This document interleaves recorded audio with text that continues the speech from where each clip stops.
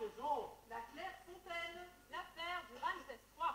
Temps machine. La lune sur le mur. Papillon de neige. Le marque-page. La pluie jaune. L'homme inachevé. La grande sauvagerie. Rosa. Et moi. La petite lumière. Pense aux pierres sous tes pas. L'îlotron. Simple magistraux et autres antidotes. Un gâchis. La demande. Entre les deux, il n'y a rien. Léonard et Machiavel. Éloge du voyage très sensé. Jardin du Michel. La piste mongole. Abbé. Maison des autres. La Clairefontaine. L'affaire du Ramsès III. Temps machine. La lune sur le mur. Papillon de neige. Le marque-page. La pluie jaune. L'homme inachevé. La tour à mort. La grande sauvagerie. Rosa et moi. La petite lumière. Pense aux pierres sous tes pas. L'îlotron. Simple magistraux et autres antidotes. Un gâchis. La demande. Voyage à Bordeaux. Léonard et Machiavel. Éloge de voyage insensé. Jardin du Michel. La piste mongole. Abbé. Maison des autres. La Clairefontaine. L'affaire du Ramsès III. Temps machine. La lune sur le mur. Papillon de neige. Le marque-page. La pluie jaune. L'homme inachevé. La tour à morte. La grande sauvagerie. Rosa et moi. La petite lumière. Pense aux pierres sous tes pas. L'îlotron. Simple magistraux et autres antidotes. Un gâchis. La demande. Entre les deux, il n'y a rien. Léonard et Machiavel. Éloge du voyage insensé. Jardin du ciel. La piste mongole. A, B. Maison des autres. La Clairefontaine. L'affaire du Ramsès III. Temps machine. La lune sur le mur. Papillon de neige. Le marque-page. La pluie jaune. L'homme inachevé. La grande sauvagerie. Rosa et moi. La petite lumière. Pense aux pierres sous tes pas. L'îlotron. Simple, magistraux et autres antidotes. Un gâchis. La demande. Un voyage à Bordeaux. Léonard et Machiavel. Éloge du voyage insensé. Jardin du ciel. La piste mongole. Abbé. Maison des autres. La Clairefontaine. L'affaire du Ramsès III. Temps machine. La lune sur le mur. Papillon de neige. Le marque-page. La pluie jaune. L'homme inachevé. La grande sauvagerie. La petite lumière. Pense aux pierres sous tes pas. L'îlotron. Simple, magistraux et autres antidotes. Un gâchis. La demande. Entre les deux, il n'y a rien. Léonard et Machiavel. Éloge du voyage insensé. Jardin du ciel. La piste mongole. Maison des autres. L'affaire du Ramsès III. Temps machine. La lune sur le mur. Papillon de neige. Le marque-page. La pluie jaune. L'homme inachevé. La tour à morte. La grande sauvagerie. La petite lumière. Pense aux pierres sous tes pas. L'îlotron. Simple, magistraux et autres antidotes. Un gâchis. La demande. Un voyage à Bordeaux. Léonard et Machiavel. Éloge du voyage insensé. Jardin du ciel. La piste mongole. Abbé. Maison des autres. La Clairefontaine. L'affaire du Ramsès III. Temps machine. La lune sur le mur. Papillon de neige. Le marque-page. La pluie jaune. L'homme inachevé. La tour à morte. La grande sauvagerie. Rosa et moi. La petite lumière. Pense aux pierres sous tes pas. L'îlotron. Simple, magistraux et autres antidotes. Un gâchis. La demande. Entre les deux, il n'y a rien. Léonard et Machiavel. Éloge du voyage insensé. Jardin du ciel. La piste mongole. Abbé. Maison des autres. Temps machine. La lune sur le mur. Papillon de neige. Le marque-page. La pluie jaune. L'homme inachevé. La tour à morte. La grande sauvagerie. Rosa et moi. La petite lumière. Pense aux pierres sous tes pas.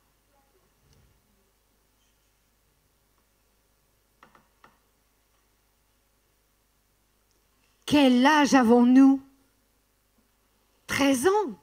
14 déjà? C'est la fin du mois de juin, le solstice. Il a fait chaud. Nous sommes 5 ou 6 à nous être entendus pour passer le dimanche au pont de Granges. où la Corrèze et la Vézère s'unissent après avoir couru par des voies séparées depuis les hauteurs de 1000 vaches.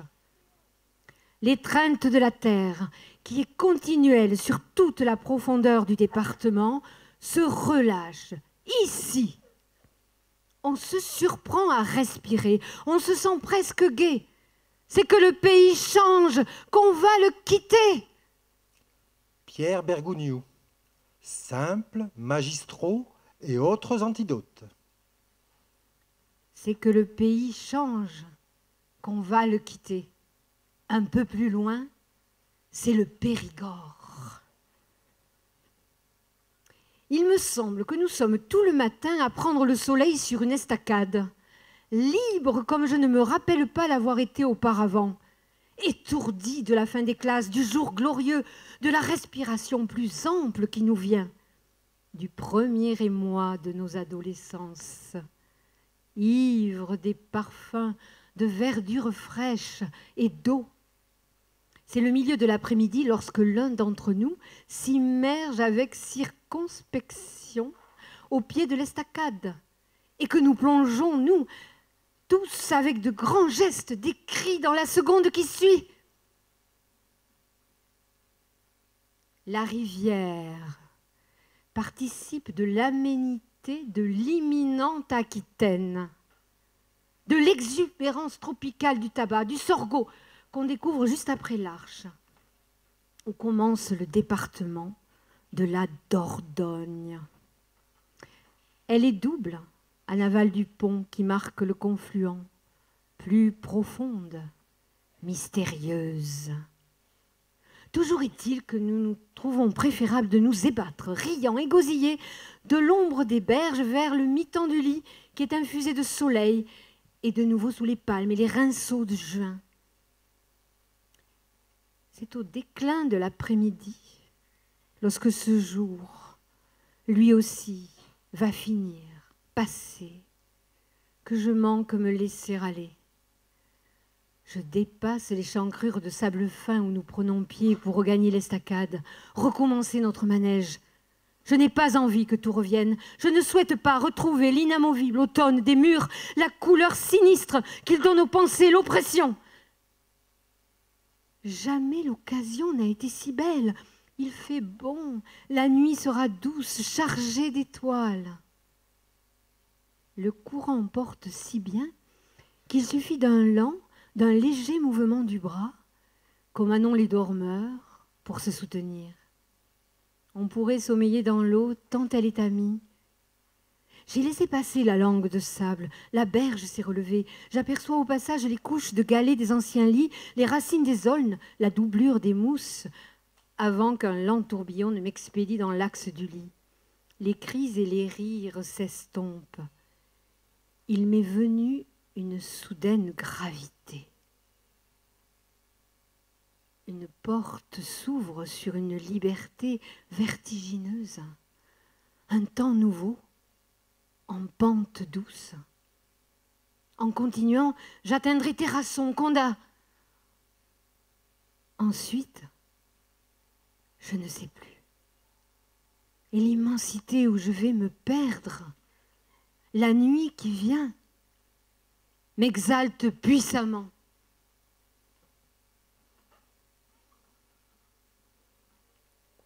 Après Sormerie, dans une petite courbe, je trouvai une maison endormie. J'attendis tout le jour caché dans un fossé avant d'entrer pour y trouver refuge. Profiter d'une couche et d'un toit avec l'orage qui menaçait. Un gâchis, Emmanuel Darlet. J'étais seul et plein de fatigue. C'était avant l'enfant. Quelques jours juste avant. Il y avait une porte derrière et je la poussai doucement, entrant à pas de loup, tombant dans la cuisine où le feu ronronnait sous une grosse marmite.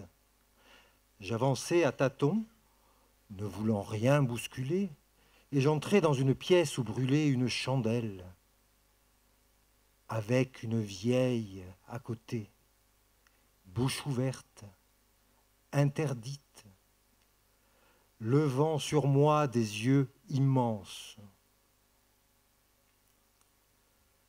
La vieille se leva et traversa la maison en s'appuyant sur une canne, la levant et la pointant vers le ciel. S'absenta un long moment pour revenir ensuite et servir dans un bol qu'elle avança vers moi du lait chaud avec un peu de sucre.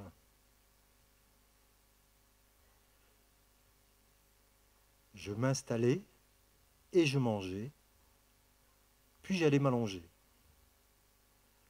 Je laissai passer plusieurs jours. Je mangeais et je dormais. La maison était un peu sombre. La vieille ne faisait pas de bruit, si ce n'est parler, parler sans jamais s'interrompre, murmurant parfois pour reprendre de suite ses grands cris. Et moi, je l'écoutais, n'osant bouger, déplacer la moindre chose. Je passais d'une pièce à l'autre, elle, endormie dans son grand lit, dans sa chemise blanche boutonnée, les dents sur la table. J'allais m'étendre avec ses poules dans le petit jardin.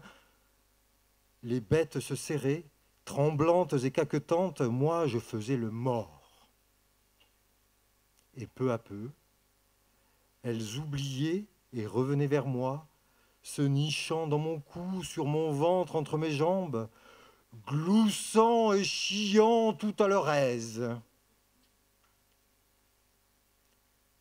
C'étaient des jours très doux. Je le sentais, la vieille veillait sur moi, me donnait le pain et le coucher, et je retrouvais vie. Les jours passaient et la vieille, peu à peu, faiblissait. Un soir, revenant du jardin, je la trouvai au lit, bouche béante et cheveux défaits, essayant de sourire une fois encore. Vite, je la levai et la portai à bout de bras, la tenant par les aisselles. Je poussai chacun de ses pas d'un coup de pied, lui faisant faire le tour de la maison pour ne pas que le froid l'envahisse. Je la poussai et murmurai « Courage, courage !» Je la fis asseoir à sa table et dans le bourdonnement de ses racontards, je tentai de la coiffer à nouveau, démêlant ses cheveux gris, les séparant en 3 mèches égales en en tressant toute la longueur, avant de remonter le tout sur le haut de sa tête.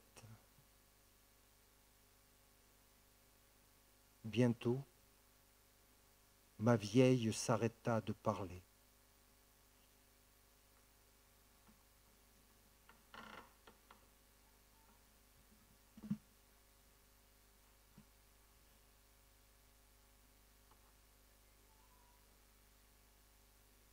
Il descend sur le port. Abbé de Pierre Michon. Nous sommes dans la morte saison de Noël, quand les pêcheurs apportent les tonneaux de harengs et les plus beaux poissons, esturgeons et brochets, pour la table de l'Épiphanie. Le matin d'hiver sera bleu.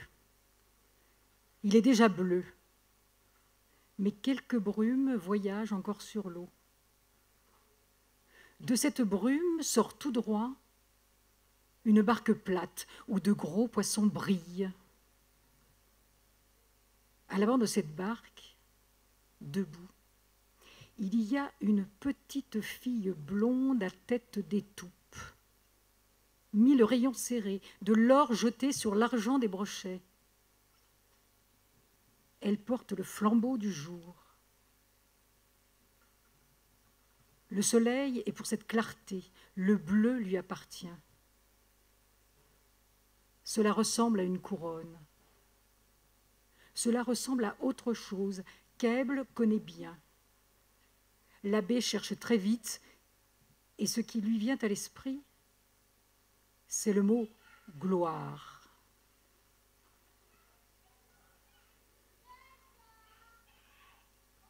Les vaguelettes clapotent contre la barque, les mouettes, comme d'habitude, se plaignent du monde, le mot « gloire » vient tout droit sur Aible.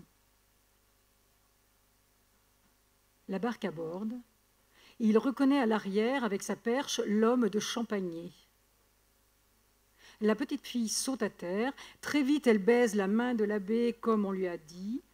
Elle prend les grands poissons et les jette dans les paniers. Que d'éclat! Les petits pieds nus sont bien plantés sur une pierre blanche. La paille d'or recouvre ses yeux. Et parfois, la petite main impatiente rejette en arrière ses cheveux. L'abbé et l'homme se regardent, comme l'autre fois. Sa barbe grisonne maintenant, on dirait un Saint-Joseph. « C'est ta fille ?» dit l'abbé. L'homme répond résolument que oui, et qu'ils ont 3 autres enfants depuis. Les paniers sont pleins, la petite fille bondit comme une flamme, elle est dans la barque, elle est dans la brume, tout le bleu enveloppe un moine noir parmi les paniers d'esturgeon.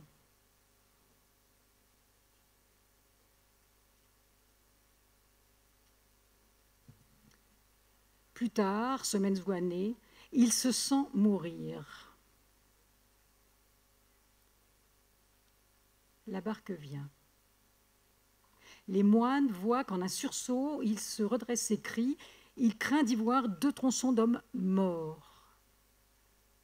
Mais non. Il n'y a qu'une petite fille blonde. Il monte. Elle l'emporte.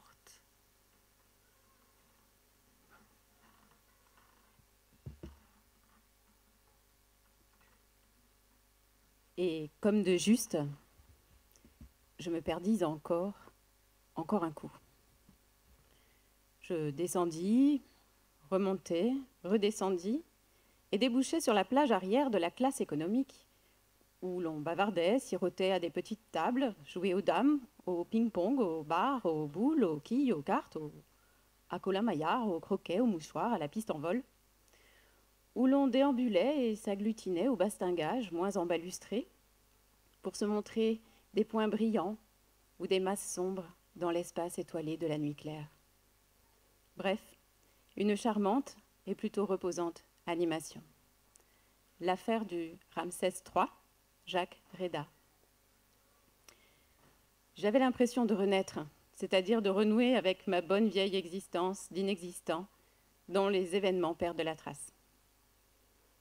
Cela m'avait rattrapé, leurré, cerné, conduit dans ce lieu clos, ambulant, tantôt peuplé de travestis ridicules et un peu sinistres, tantôt filant comme un vaste radeau inhabité, sur les eaux qui séparent l'univers des vivants du royaume des divinités, à tête de faucons, de chacals, d'ibis, de lionnes, et pourquoi pas de zèbres. Mais les gens de la classe économique ne se souciaient pas des dieux. Dans le petit paradis provisoire de la croisière, ils avaient reconstitué ce qui leur en tenait lieu dans le purgatoire de leur vie quotidienne habituelle, et ils en rapporteraient de quoi le meubler un peu plus confortablement de souvenirs gais comme des cartes postales.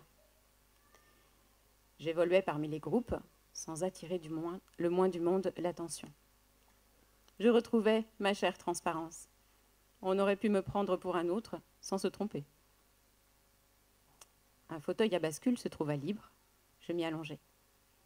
Un steward passait avec un plateau chargé de boissons fraîches. Je le retins par la manche et commandai un double whisky. J'admire toujours ces types qui ont l'air de ne prêter attention à rien, mais qui enregistrent, puis sans erreur vous servent, plus ou moins vite, ce qu'on attendait qui se perd parmi une quantité d'autres verres, tasses, canettes et flacons. Cependant, au bout d'une demi-heure, où je l'avais vu repasser à 5 ou 6 reprises, me lancer de ces coups d'œil dont ils ont le secret et qui vous constatent en même temps qu'ils vous annulent, j'attendais toujours mon whisky. Car ce sont très souvent aussi des hommes qui ont leur tête.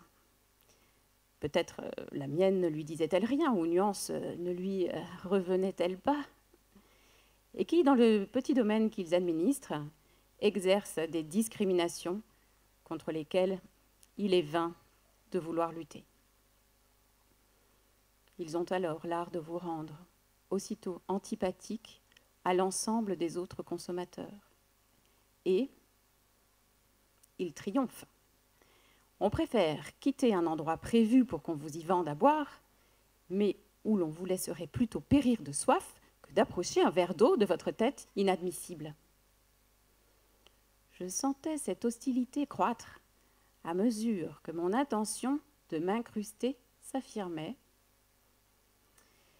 Dans ce fauteuil où je faisais se balancer la lune et le fleuve de 6000 kilomètres où elle se reflétait, et les temples millénaires vers lesquels on voguait en blaguant ou en jouant à la belote, et les ennuis qui m'avaient assailli depuis l'aube de ce jour finissant.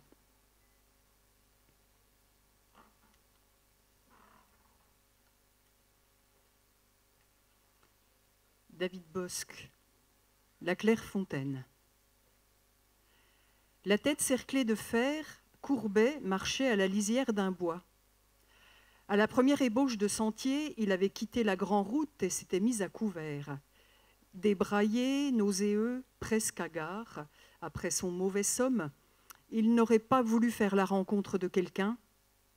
Les soulards ont de ces délicatesses qui les signalent d'ailleurs à l'attention des gendarmes.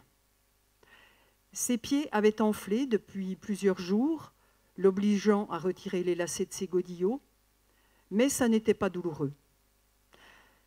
À sa gauche, le bois s'éclairait, montrait de plus en plus de ciel. Il en atteignit la pointe, à la jonction de deux champs, et dut s'arranger pour franchir la haie vive. Quand le jour décline, quand on se dépêche pour n'être pas surpris par la nuit, les barrières se multiplient. La haie d'épines, mêlée de fils de fer, qu'on a ravaudé sans cesse en pensant à la force enfantine des vaches, fait aux marcheurs une impression d'hostilité.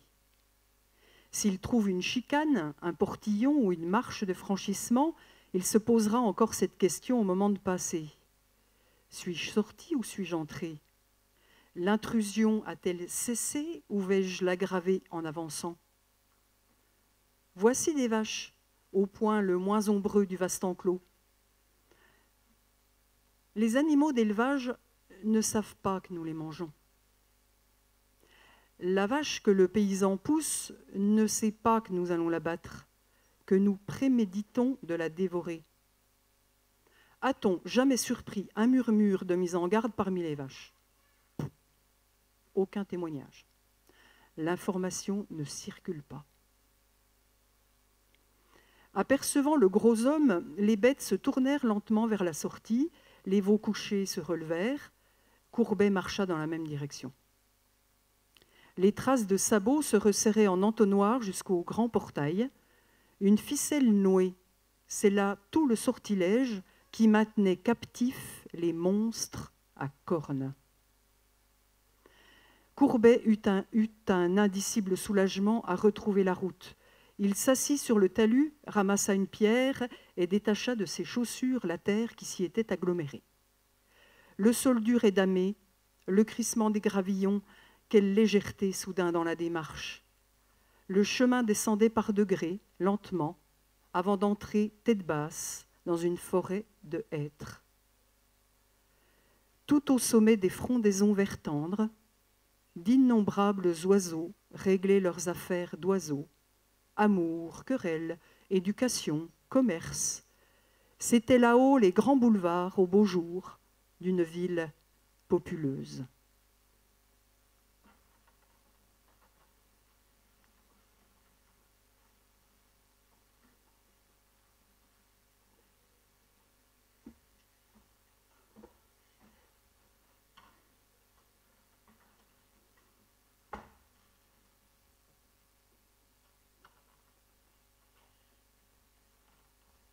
Yoko Tawada, Le voyage à Bordeaux.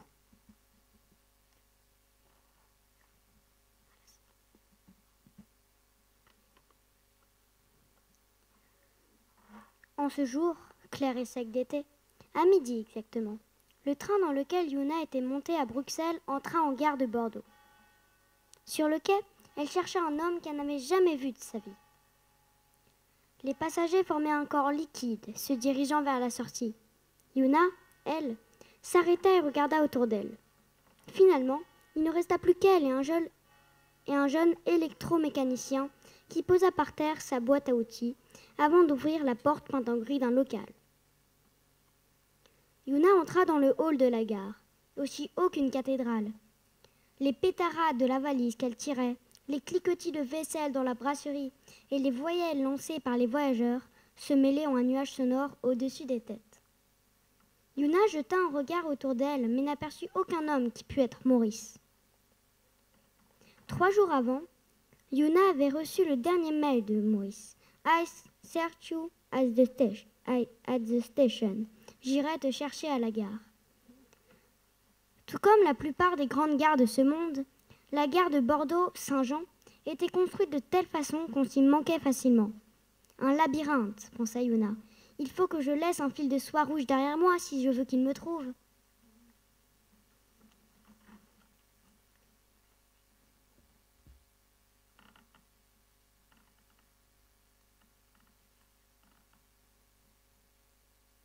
Les 3 frères sont de retour. L'appartement de la rue de Rennes a été bombardé. Les parents sont partis pour l'Aude. Charles, à l'invitation de Verlaine, loge boulevard Saint-Germain chez la belle-mère de celui-ci, la délicieuse Madame Mottet, à qui le beau-fils écrira « Vous fûtes bonne et douce en nos tristes tempêtes ». L'homme inachevé, Gérard Bobillet. C'est décidément l'année des révolutions. En mai, un tout jeune homme adresse à Banville quelques poésies. Mais que peut l'honnête Banville pour ce gamin, ce nourrisson de muse? Rien, sinon lui tenir des propos de père de famille, des fadeurs.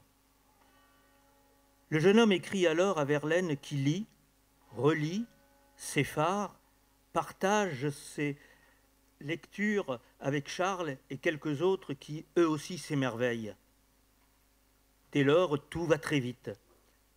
Aux lettres enthousiastes que le jeune homme reçoit, il répond par retour qu'il faut que ses nouveaux amis l'accueillent à Paris, qu'il n'en peut plus de ce pays mort, de sa mère, cette daronfe. Hélas, sans leur aide, il ne peut les rejoindre. Il est sans ressources. Qu'à cela ne tienne, venez, chère grande âme, on vous appelle, on vous attend, répond Verlaine.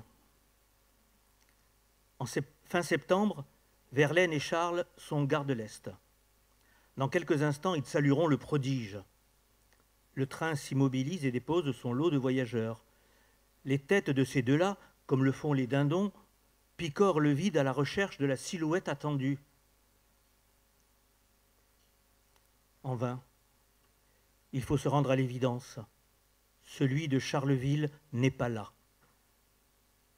Le vent triste qui n'appartient qu'aux gares quand se sont mal accordés les rendez-vous, ce vent les pousse vers la sortie, vers le canal Saint-Martin qu'ils décident un temps de longer.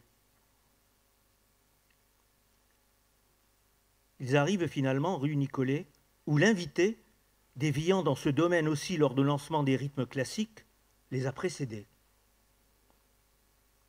Charles, au dîner, fait feu de toutes ses pièces sur la poésie du plus jeune qui lui répond laconiquement.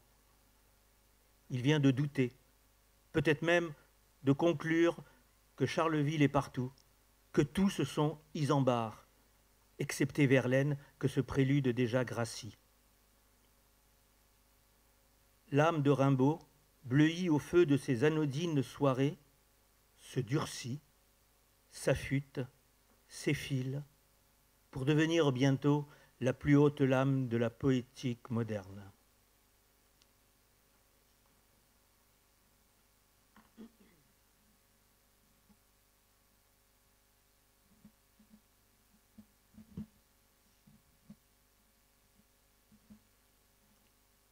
Joseph Winkler, Natura Morta.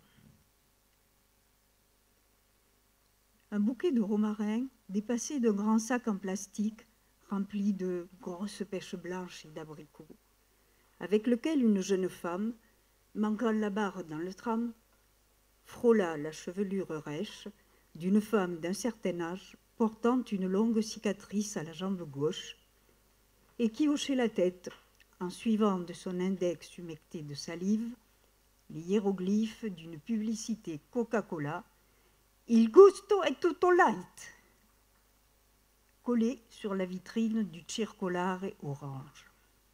Une vidéocassette du film Ciuccia de Vittorio De Sica était posée sur les abricots et les pêches blanches.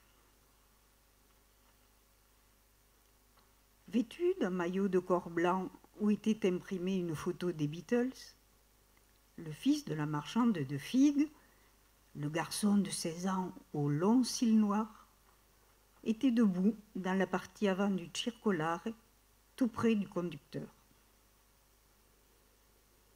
Quand l'adolescent leva la main droite pour se retenir à une barre du tram qui avait repris sa course avec des secousses, la femme chargée d'un sachet en plastique avec des pêches et des abricots aperçut la touffe de poils noirs sous son aisselle. Elle descendit le marchepied du tram, fléchit légèrement les genoux et se pencha en avant de manière à pouvoir non seulement regarder l'aisselle du garçon, mais aussi sentir sa sueur. Debout, derrière les jeunes gens, marmonnant sans cesse, la femme d'un certain âge, avec la longue cicatrice à la jambe gauche, observa la scène.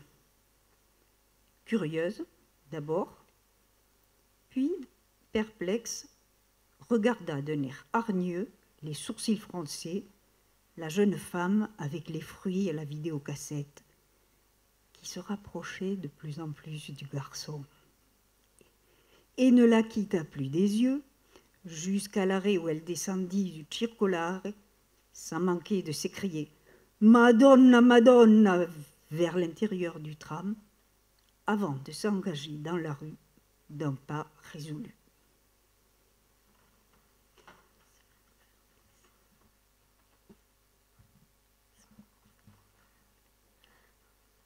Dans le tram plutôt bondé, Yuna extirpa de son sac son petit bloc-notes rouge et inscrivit un idéogramme.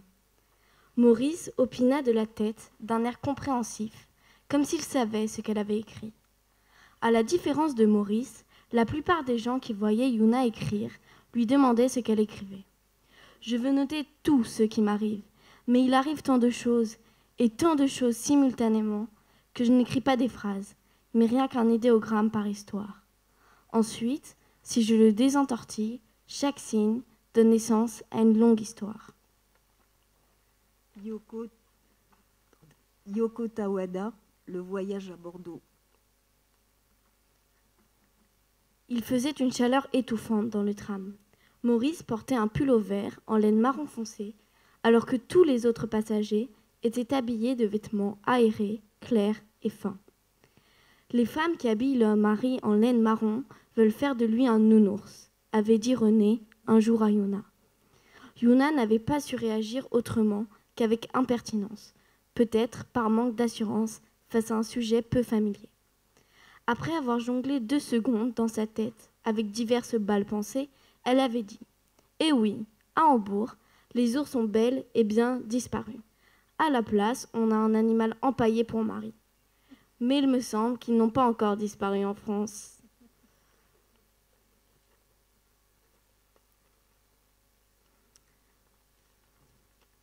Yuna observait le paysage de la ville tel qu'il se montrait fugitivement encadré par la fenêtre du tram. Maurice était debout près d'elle, mais aussi absent que s'il avait oublié sa présence. Une place apparut au milieu de superbes façades blanches, une esplanade dallée, assez vaste pour un rassemblement de masse, tout comme la place rouge à Moscou, sauf qu'elle n'était plus rouge. L'eau de pluie avait depuis longtemps lavé le sang versé au temps de la Révolution.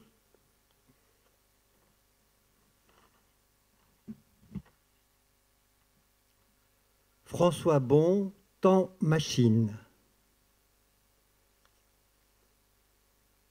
C'était travailler dans un tambour. La tôle criait jusqu'à en trembler sous les pieds. On a mis 3 jours à 10 heures par jour. 2 bonshommes sortant toutes les 2 heures, respirés par le trou d'homme, comme des phoques en sueur, ou juste accroupis de temps en temps au fond. La meuleuse pesait dans les bras, le pied glissé sur la paroi ronde, et la baladeuse, en remuant là-bas sur le fil, faisait des ombres de fantômes. Il y a de la beauté à ces situations étranges que l'effort physique poussé jusqu'à la fatigue extrême rend plus intimement proche. Là-haut, à 15 mètres, dans le tunnel de tôle étanche et surchauffé, où nos disques à air comprimé détachaient des étincelles violentes, des gerbes d'éclat. On rentrait le soir au camping, on se rinçait à la douche, ensemble, avec Roussette. On ouvrait une boîte de conserve, genre cassoulet ou choucroute, chacun la sienne, d'1 kilo à peu près. Dès le sac de couchage, on s'écroulait dans un sommeil où meuler durait encore. Après la cuve principale, on s'est séparés pour s'occuper d'autres plus petites, moins encrouées. Puis, j'ai eu de la chance. Pendant 5 jours, sur les réservoirs d'installation chimique en acier inox, je changeais des manomètres, recablais des jauges. Il ne s'agissait que démonter, serrer des cosses, déballer et régler des instruments propres et brillants sous le ciel, le grand ciel. On devait être une 60aine d'intérimaires au maximum, comme ça, dans les recoins. Tout devait finir, sous peine d'indemnité de retard, en 3 semaines de l'arrêt annuel de l'usine. Il y avait quand même, dans les travées désertées, cette fascination dont on ne se déprend pas d'arpenter un lieu humain quitté, où s'incrustent des années de pratiques quotidiennes. Habitude, comme imprimée à la crasse sur les coussins des tabourets, aux marques noires sur les poignées de tiroirs, et partout, dans les recoins, jusqu'au-dessus des pupitres des chefs, leurs images de femmes flasques, posant jusqu'ici, sur notre machine, au cœur du centre nucléaire.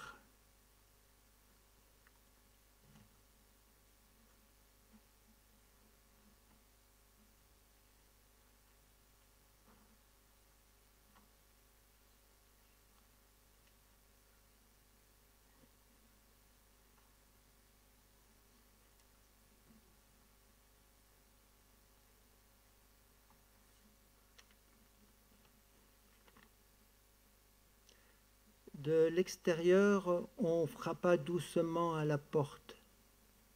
Toc! Silence. Puis de nouveau, des coups un peu plus forts, un peu plus osseux. Toc! Toc! Sigismund Krzyżanowski. Toc! Toc! Soutouline, sans sortir de son lit, en un mouvement familier, tendit la jambe dans la direction du cou, passa le pied sous la poignée de la porte et tira. La porte s'ouvrit toute grande.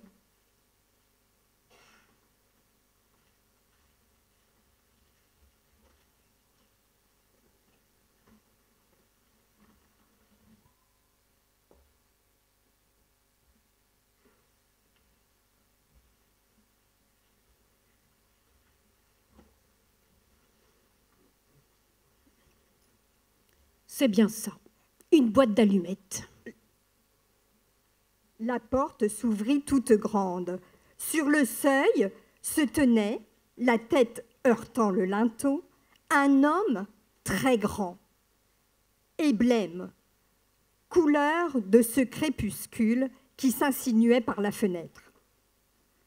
Soutouline n'eut pas le temps de poser un pied hors du lit que déjà le visiteur pénétrait dans la chambre, repoussait sans bruit la porte contre le chambranle et, après avoir pointé la serviette qu'il serrait sous un long bras de singe, vers un mur, puis vers l'autre, disait « C'est bien ça, une boîte d'allumettes. » Comment ? Je dis que votre chambre, c'est une boîte d'allumettes. Combien fait-elle ? 8 et quelques. Vous permettez ? Avant que Soutouline n'ait eu le temps d'ouvrir la bouche, le visiteur, assis au bord du lit, débouclait avec empressement sa serviette bourrée à craquer. Et il poursuivait, baissant tellement la voix qu'il en chuchotait presque. J'ai une proposition. Voyez-vous, ou plutôt nous effectuons, comment dire, eh bien, mettons, des expériences. C'est encore confidentiel. Je ne cache pas qu'une firme étrangère de renom est intéressée à l'affaire. Vous cherchez la lumière ? Pas la peine, je ne serai pas long. Alors voilà, on a inventé, c'est encore un secret, un procédé pour faire grandir les pièces. Intéressant, n'est-ce pas ? Et la main de l'inconnu, tout juste sortie du cartable, tendait à Soutouline un tube étroit et sombre, ressemblant à un banal tube de couleur, au bouchon scellé et fermement vissé. Soutouline retourna entre ses doigts embarrassés le petit tube lisse et, bien qu'il fût presque noir dans la chambre, distingua sur l'étiquette le mot gravé avec netteté « Superficine ». Il releva les yeux et ceux-ci se heurtèrent au regard fixe et impassible de son interlocuteur. « Alors, vous prenez ? Le prix ? Voyons, gratis. Juste pour la réclame. Rien d'autre ?» Le visiteur se mit à feuilleter rapidement une sorte de livre de contes tiré de son éternelle serviette. Qu'une petite signature dans le livre d'or, un bref témoignage en quelque sorte. Un crayon ? En voilà un. Ou, ici, colonne 3. Parfait. Le visiteur fit claquer la signature, se redressa, tourna brusquement le dos et se dirigea vers la porte. Passé 1 minute, Soutouline, après une tape sur l'interrupteur, détaillait, les sourcils arqués de perplexité, l'inscription nette et en relief « Superficine ». Un examen plus attentif montra que le petit emballage de zinc était fermement enserré, comme c'est courant pour les produits brevetés des fabricants, dans un fin papier transparent dont les bords étaient habilement collés l'un contre l'autre. Quand il eut retiré l'emballage de papier de la Superficine, Soutouline déplia le texte rouloté qui lui était apparu à travers le glacé transparent du papier et se mit à lire. Mode d'emploi. Après avoir dilué l'extrait de superficine selon la proportion d'une cuillère à café pour un verre d'eau, puis imprégné de la solution obtenue un morceau d'ouate ou simplement un chiffon propre, badigeonnez les murs intérieurs de la chambre destinée à être agrandie. Le mélange ne laisse aucune trace, ne détériore pas les tapisseries et favorise même accessoirement l'élimination des punaises.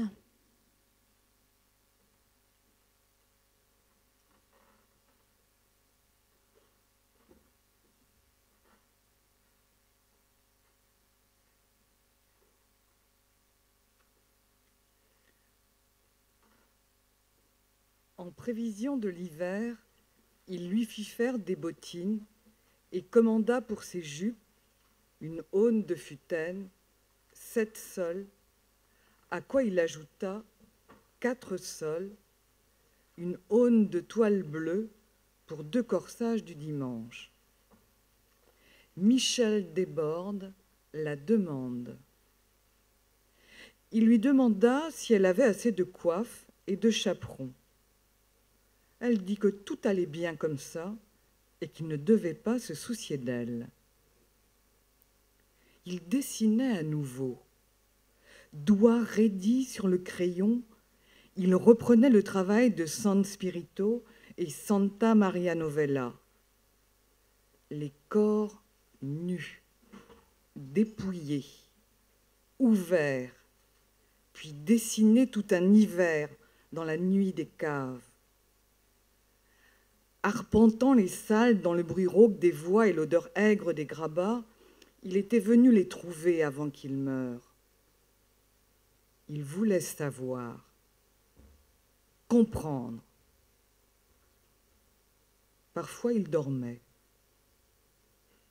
Il les regardait dormir derrière les rideaux de chambre, déjà dessinant la mort, les instants qui précédaient la mort dans un violent, calme et désespéré suspens du temps.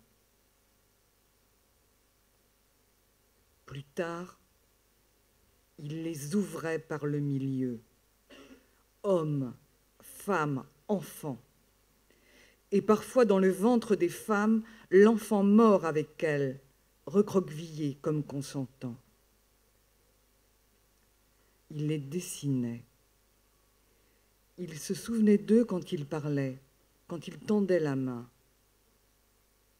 Il pensait au vieillard mort assis sur le bord du lit, tandis qu'il causait à la folle qui la nuit chantait au bord du fleuve ses airs anciens. Elle avait perdu la vie si doucement que tous là-bas en avaient rêvé. Un soir avant de souper, elle était sortie chercher du bois. Il l'avait vue derrière les remises avec son fagot, avançant d'une marche incertaine, titubante.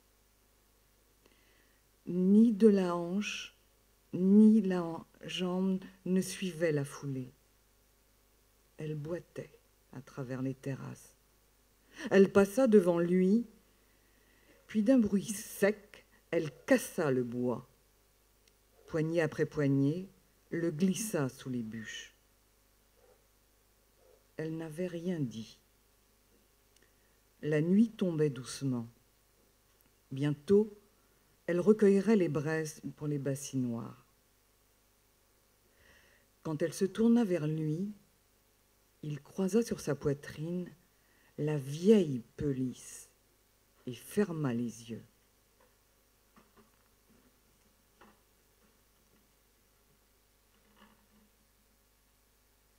À la Manche, dès 6 heures, Kotick et Piotr se postèrent au point de passage, là où les flots rejoignaient la cérémonie. C'est pourquoi ils perdirent l'essentiel de la parade monumentale, car le travail accaparait. En marge des foules, ils ne virent ni Joukov sur son cheval blanc, ni Rokossovski au trot sur son étalon noir. À peu près rien des 200 étendards des divisions nazies couchés au pied du mausolée de Lénine. Rien du tout de Vassili Agapkine, dirigeant les 1400 musiciens de l'Orchestre Rouge. Ils comptaient les recettes, trop occupés. Seulement s'accordèrent-ils un répit dans les festivités, à ce moment du programme, le temps d'apercevoir l'un des leurs, plutôt héros, Jules Bars, comme eux un mutilé, un infirme complet, un chien décoré de la médaille du mérite militaire pour avoir détecté 7000 mines de sa seule truffe. Jules Bars aux pattes rompues, les reins brisés, le mufle brave, porté dans la tunique du père des peuples tout le long de la marche radieuse. Michel Julien, l'île au tronc. C'est tout. Ils ne virent rien mais besognèrent sans relâche, à guichet ouvert, engrangeant l'obole pendant la revue et après, le lendemain encore. À la cagnotte s'ajoutaient des gratifications qu'on ne saurait chiffrer, des rasades dispensées, des sucreries gratis, tabac à volonté et toujours ces baisers pleuvants, Tchoubine et Zniezinski touchés par un millier de lippes dans la seule journée du dimanche 24 juin 1945. Du jamais vu, jamais sentis, des centaines d'enlacements, des lèvres, la peau, leur bouille serrée entre les paumes, des doigts effleurés, des épaules empoignées.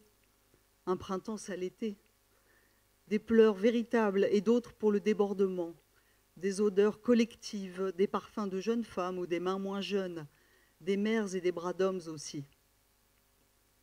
Un gamin fit du dada sur la jambe de Kotik. Une gamine portée par sa grand-mère enfourcha les épaules de Piotr. Ses pieds touchaient le sol, comme on laisse monter les enfants sur les chars après la paix. La mère des deux les gratifia d'une accolade relâchée de sanglots écrasés sur leur torse. Évidemment, comme elle, l'émotion patriote les emporta, mais aussi, à l'instant, plus fort que tout, ils cédaient à autre chose qui ne durerait pas, de brièvement charnu, un profit sensuel en sous-main. Au soir, ils sortirent étourdis de cette date. Ils recomptèrent 4 et 6 fois le bas de laine, le matelas, un magot suffisant pour s'offrir un aller simple, les célébrations de la victoire soviétique se déplaçant à Leningrad le dimanche d'après. Un raout, selon des dires vrais ou pas, mais ceux qu'ils avaient retenus décida du départ. On le leur avait dit.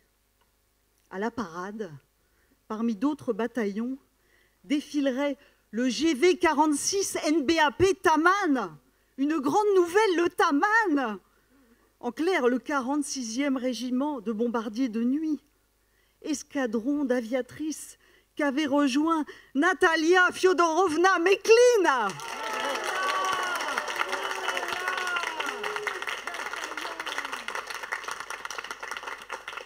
Escadron d'aviatrices qu'avait rejoint Natalia Fyodorovna Meklin en 1942, à 19 ans, l'icône de la gazette repliée sous les épaules de Piotr.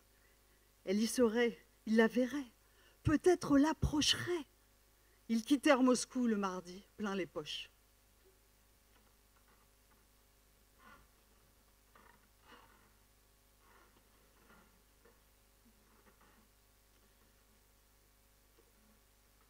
Je laissai donc derrière moi les maisons et les temps, puis l'auberge, puis cimetières et tourbières, et me retrouvai bientôt seul. Ce n'était autour de moi que gorges et ravines. Plus loin, quelques pâturages.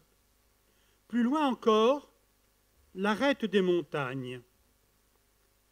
Il me fallut presque 2 heures pour atteindre la pierre ébréchée où, une nuit, un berger fut tué par ses 7 frères. Une demi-heure encore, et j'étais là-bas. Maison des autres, Silvio d'Arzo. La première chose que je vis, 30 mètres plus bas, ce fut précisément sa chèvre. Et c'était déjà un peu plus que je n'espérais en partant. À présent, c'était le crépuscule. Là-bas, dans le fond, les gorges avaient pris une couleur vieille rouille, et l'air virait déjà au bleu ciel. Si l'on ignorait que plus loin se trouvait Bobbio, on pouvait tout aussi bien se croire au bout du monde. Ma vieille était là, assise sur la marche de sa maison. Elle filait sans regarder ni quenouille ni fuseau et devait certainement penser à quelque chose. À quelque chose, mais rien d'autre. Voilà une rencontre comme il se doit, me dis-je. Il n'y a personne, et puis c'est l'heure du dîner. Le silence doit bien lui peser à elle aussi. À présent, il faudrait bien qu'elle descende de sa branche. Et je m'engageai sur la pente. Mais la vieille dut m'entendre Sans même lever les yeux, elle se dressa d'un coup, ramassa corbeilles et quenouilles, tira la corde de sa chèvre qui fouillait dans le buisson. Tout disparut derrière la porte. Sur la route, là, au bas des marches, il ne restait qu'une paire de sabots, et moi, qui les regardais, avec mon bâton, mon baluchon et tout le Saint-Frusquin.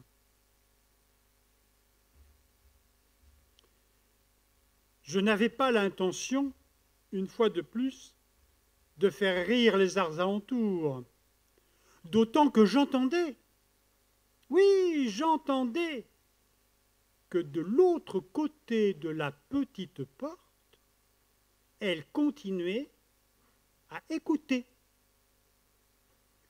Je repris résolument ma route. Nous avons marché près de 6 heures, fait une halte, marché 3 heures encore. Éloge des voyages insensés, Vassili Kolovanov. Nous avons marché près de 6 heures, fait une halte, marché 3 heures encore. Mon journal ne contient que 18 lignes sur cette première journée de marche, la moitié d'une feuille de cahier. Non que cette journée ait été pauvre et en impression, au contraire, ce fut l'une des journées de ma vie les plus étonnantes, les plus signifiantes.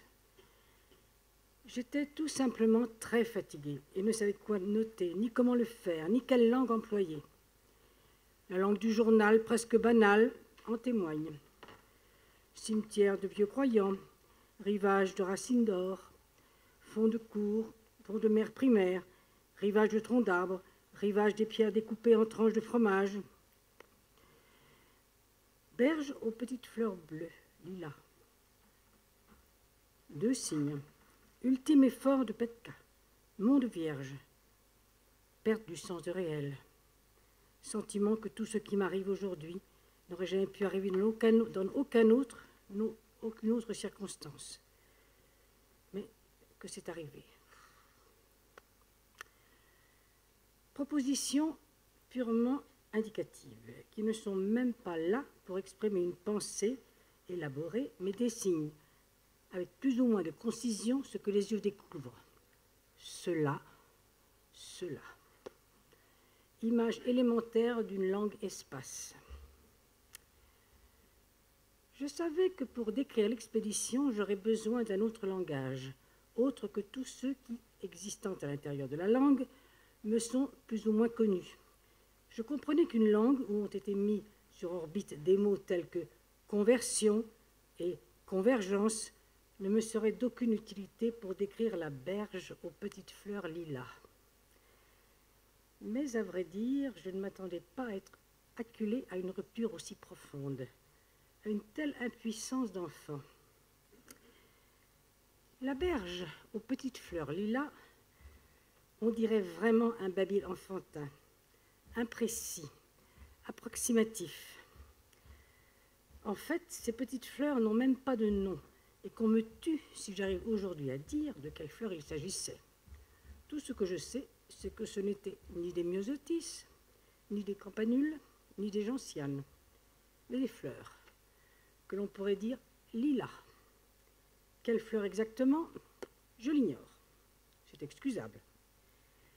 La berge aux petites fleurs lilas, c'est l'endroit où mes yeux se sont peut-être ouverts pour la première fois, parce qu'un sac à dos trop lourd rend aveugle. On avance, on ne perçoit rien, que des pas, et le souffle. En chemin, nous sommes tombés sur un ruisseau. Nous avons essayé de le franchir à gué, en vain. Nous avons remonté le courant. Nous pensions qu'en amont, le ruisseau devenait moins profond, plus étroit. Au contraire, il s'est transformé en étang, puis en lac, s'allongeant entre les contreforts de la toundra. Et pendant que nous étions là, hésitants, j'ai enlevé mon sac à dos Et j'ai vu... Le vent avait arraché la porte de l'écurie et abîmé des lauses. Je dus aussi réparer quelques poutres du porche que la glace et l'humidité avaient tout à fait pourries. À cette époque, je ne pouvais ni ne voulais pas encore me rendre compte. Mais maintenant, je sais très bien que tout cela n'était qu'une manière d'occuper mon temps à n'importe quoi, une façon de mentir au ciel et à moi-même pour tenter de ne pas penser, de ne pas devenir fou avant l'heure. Rulio Llamazares, la pluie jaune. Tout fut inutile cependant. Peu à peu, la lassitude et le découragement m'envahirent. L'infatigable activité des premiers jours céda le pas à un cruel et progressif abattement. Et ainsi, quand arriva l'été, je me pris à déambuler encore à travers le village comme un chien abandonné. Quelquefois, quand le crépuscule se prolongeait, tranquille, entre les arbres, j'allumais un grand feu avec des planches et des papiers, et je m'asseyais sous un porche pour converser avec les ombres de ses anciens occupants. Mais les maisons ne renfermaient pas que des fantômes. Il y en avait d'intacts, avec les armoires et les tables à leur place, les lits refaits, comme s'ils espéraient encore, tels des chiens fidèles, le retour impossible des maîtres qui, plusieurs années auparavant, avaient décidé de les abandonner. D'autres, en revanche, gisaient au sol, complètement effondrés, les murs écroulés et les meubles ensevelis sous un tas de décombres et de lichens. Mais toutes, au bout du compte, qu'elles fussent plus ou moins vieilles, qu'elles eussent été abandonnées depuis longtemps ou pas, apparaissaient déjà à cette époque blessées par la neige, rongées par la rouille, transformées en abris pour les rats, les couleuvres et les oiseaux.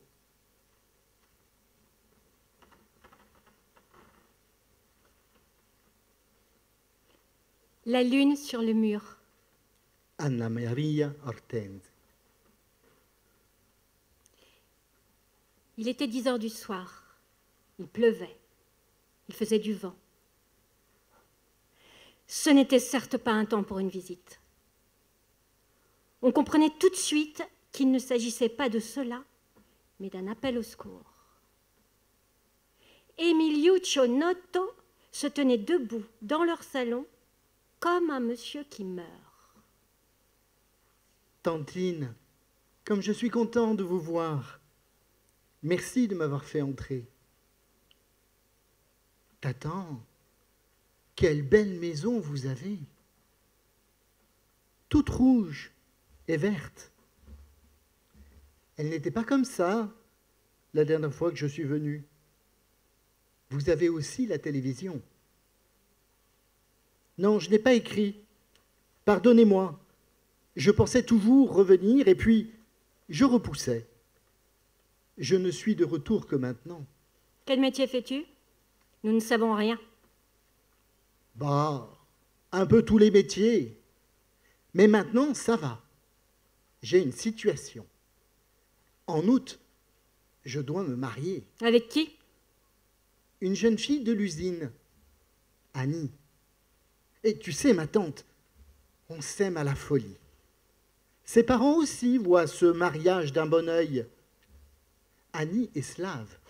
Mais dans quelle région travaillez-vous? Tu ne m'as pas répondu. Entre l'Allemagne et la Belgique. Qu'est-ce que tu comptes faire? Tu sais que tu ne peux pas rester ici. Il n'y a pas de place. Mais que vas-tu chercher, tante Dolly? Je n'y ai pas songé une seconde. Je voulais continuer jusqu'à Tarente, chez maman. Mais je me suis dit, allons d'abord dire bonjour à tante Dolly et à grand-cousine.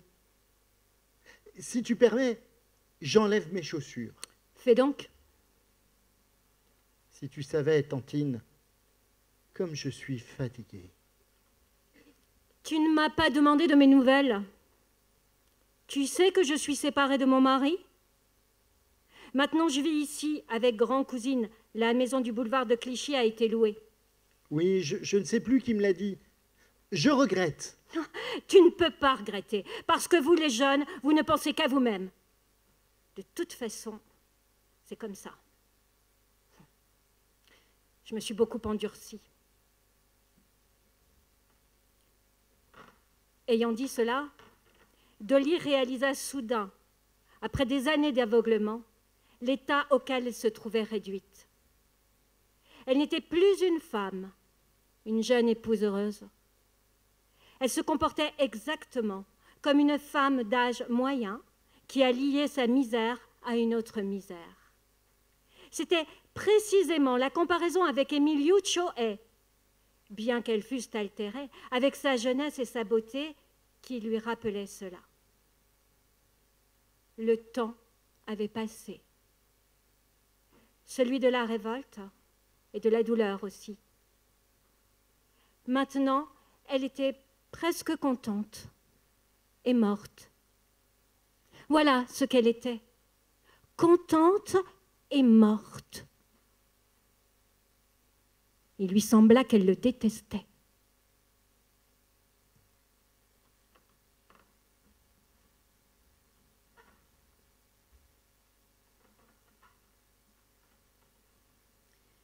Tante Gu, penchée sur un tiroir, fouilla depuis un moment pour en tirer sa pipe. La régularité de la respiration de Pagmajave l'intrigua si bien qu'elle interrompit sa recherche pour se tourner vers elle. La piste mongole, Christian Garcia. Et moi qui continue à te parler. Alors, c'est ça? Tu manges comme un diable, tu rôtes, tu pètes et tu t'endors. Ta compagnie n'est pas très agréable, ma fille. Pagmajave remuait sa bonne grosse tête d'avant en arrière, les yeux mi-clos. Elle murmura quelque chose. Je crois qu'elle est partie et revenue, tante Gu. Tante Gu eut un sursaut, s'immobilisa, leva le nez comme pour renifler mieux, et tourna la tête en fixant au-dessus d'elle plusieurs points invisibles de ses yeux blancs. « Qui es-tu? Toi? »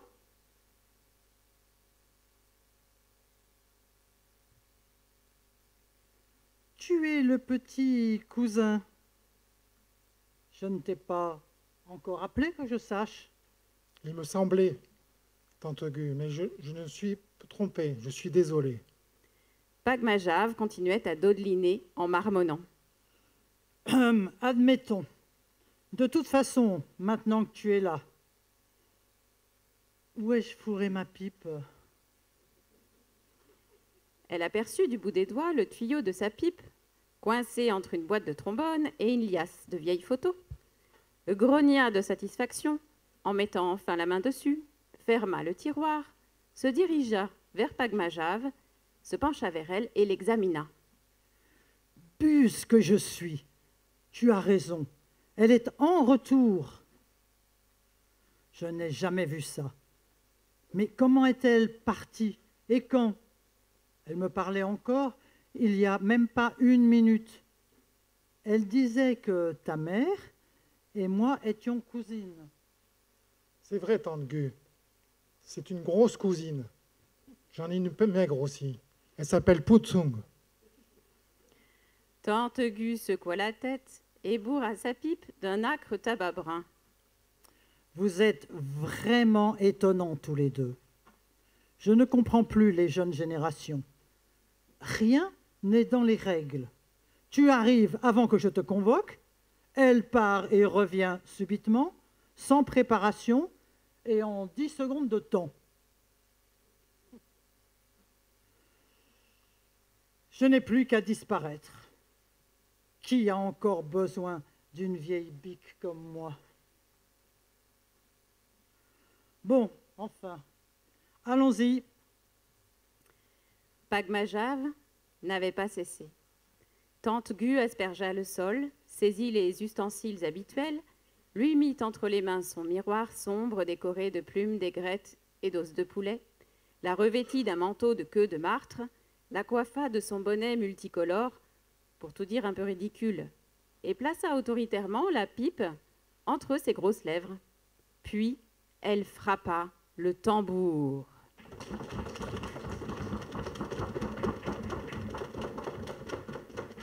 Tu es parti longtemps, Pagmajave?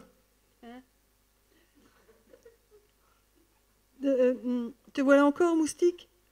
Qu'est-ce que j'en sais, moi? Non, pas très longtemps. Quelques heures, tout au plus. Mais tu étais avec moi, non? Tu crois bien, Pagmajave. J'étais là et je n'étais pas là. Je ne peux pas vraiment savoir. Qu'est-ce que vous marmonnez tous les deux? Concentre-toi plutôt sur ce que tu as à me dire, ma fille. Où étais-tu? Chez Sungurdun? C'est ça. Combien es-tu resté là-bas? Pas très longtemps, tante Gu. Quelques heures tout au plus.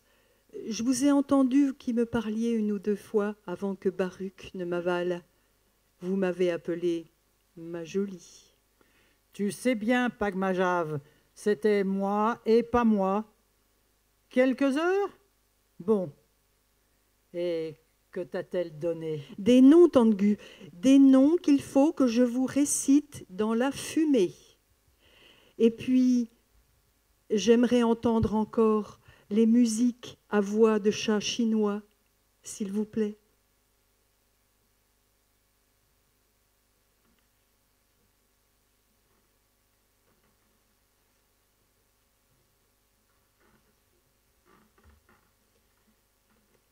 Assise en tailleur, adossée au figuier, mon attention allait du livre de Paolo Uccello à Nicolas Poussin, de l'immense hostilité verdâtre de leur déluge, au spectacle léger du vent autour de moi, dont j'observais la façon malicieuse qu'il avait de s'immiscer sous la nappe dominicale, malgré sa résistance offerte par le couvert que l'on mettait toujours à l'avance, une bonne heure avant l'appel des cloches.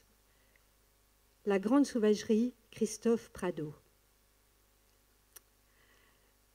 La nappe se gonflait, les verres titubaient, se heurtaient, légèrement ivres, mais très vite le vent battait en retraite et tout rentrait dans l'ordre. Un coup de vent plus fort que les autres arracha la nappe qui, toutes amarres larguées, s'arrondit soudain en dôme au milieu des cris, dans un bruit de vaisselle brisée s'élevant haut dans le ciel. Brutalement haussée à la dignité d'un aérostat, en un instant, elle avait franchi le mur du jardin.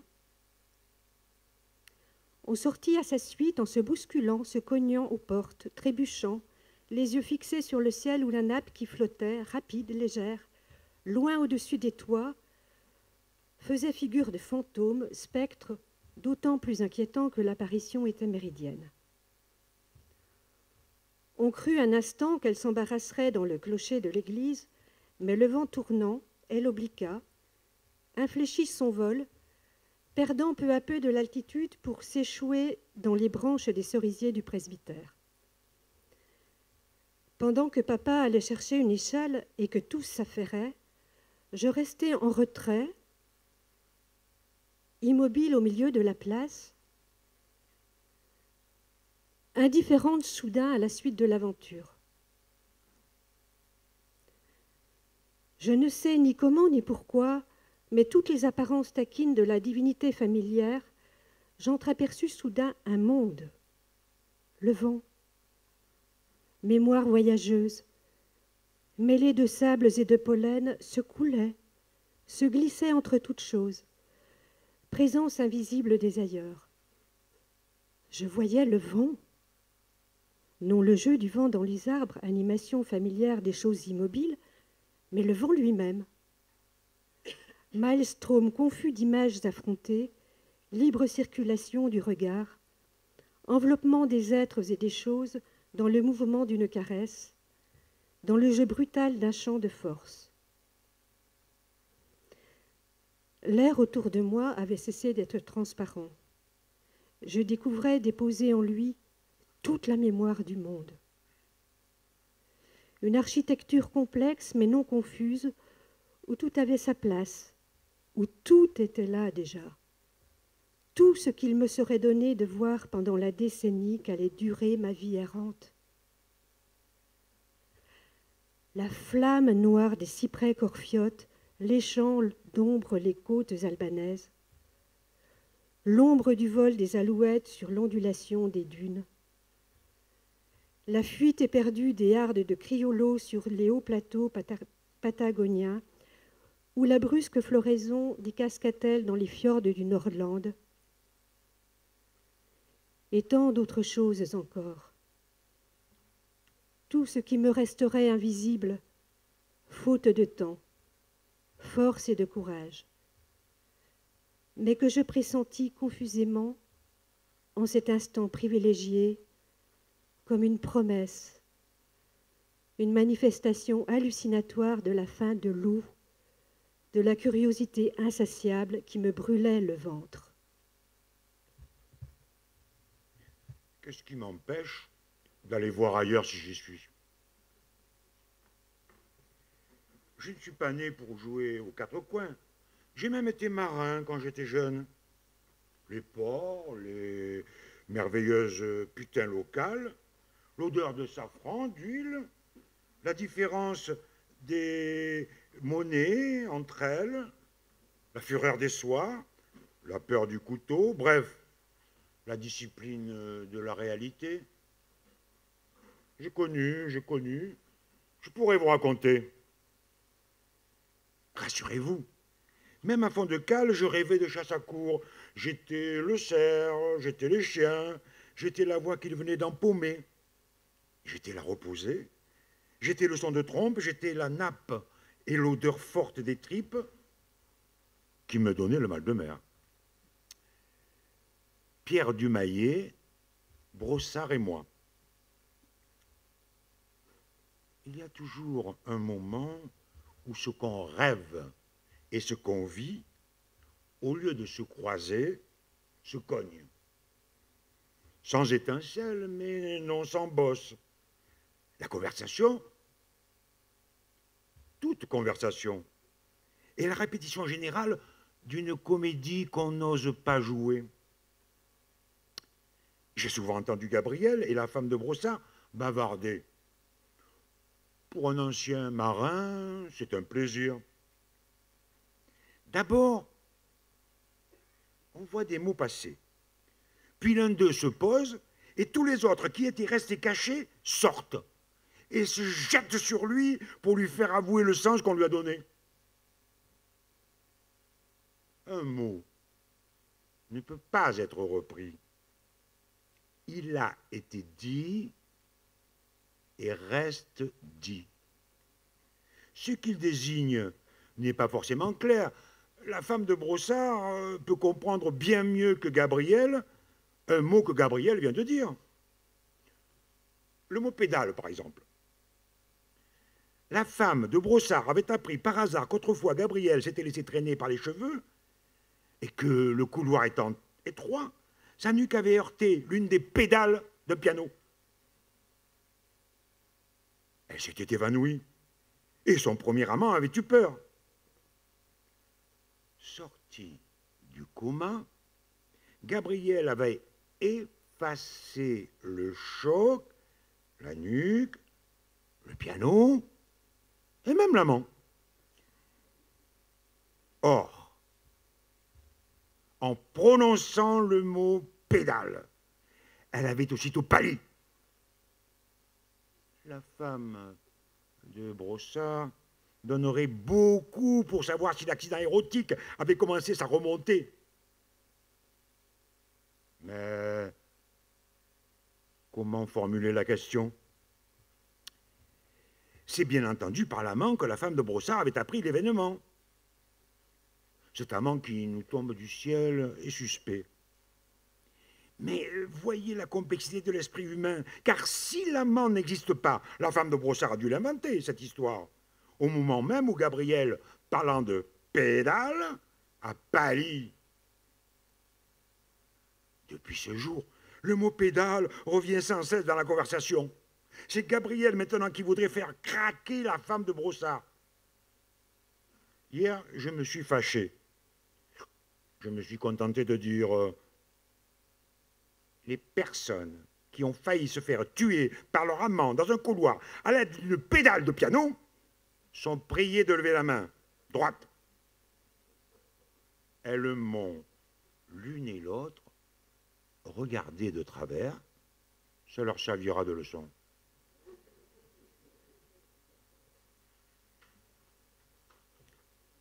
Les mots que vous venez de lire sont noirs. C'est vrai. Et probablement êtes-vous en train de vous dire « Quelle poisse! Le sort se sera bien acharné sur eux. » Vous avez raison, car d'une certaine façon, notre enfance ne fut que ça, une suite d'accidents malheureux.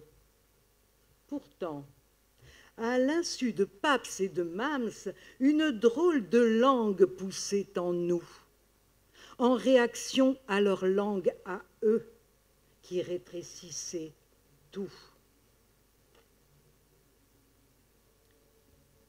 Allez comprendre ceci. Toute notre enfance, on vécut dans un temps hors du temps, où l'espoir enjambait le mal. Pense aux pierres sous tes pas, Antoine Vauters. Le soir, on se retrouvait dans les ravines où on se jetait avec Zabou, qui nous regardait nous toucher l'entrejambe.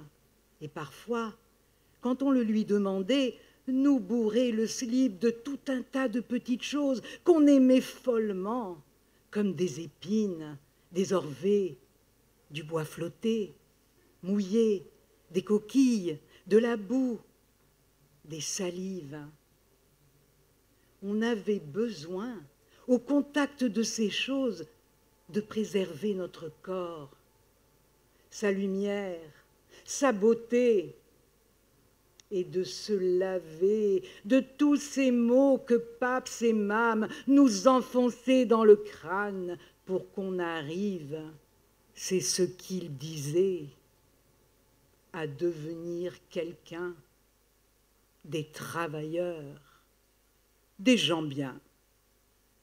La nuit, dans le silence de la ferme, on se racontait des choses, des espèces de poèmes. La tristesse est un mur élevé entre deux jardins, disait Martiaux. Nous aussi, on aura notre jardin, ma sœur. Nous aussi, on y arrivera à être heureux. Aussi, on chronométrait tout. Chronométrer était pour nous une façon, non pas de capturer le temps, mais de lui donner du goût. 12 secondes pour descendre à la cave chercher la bière de Pabst, 34 pour enfiler notre pyjama, 57 pour se débarbouiller et filer nous coucher. Toutes ces choses qu'il fallait faire mais qu'on n'adorait pas, c'était grâce à ce chrono dans nos têtes qu'on les accomplissait, parce qu'il plaçait notre vie dans une sorte de distance. Écoute, tout petit déjà, l'idée d'être nous-mêmes, c'est-à-dire nous seulement, nous terroriser. Voilà. À côté des accidents de la vie, en plein cœur du malheur, d'une certaine façon, nous étions heureux.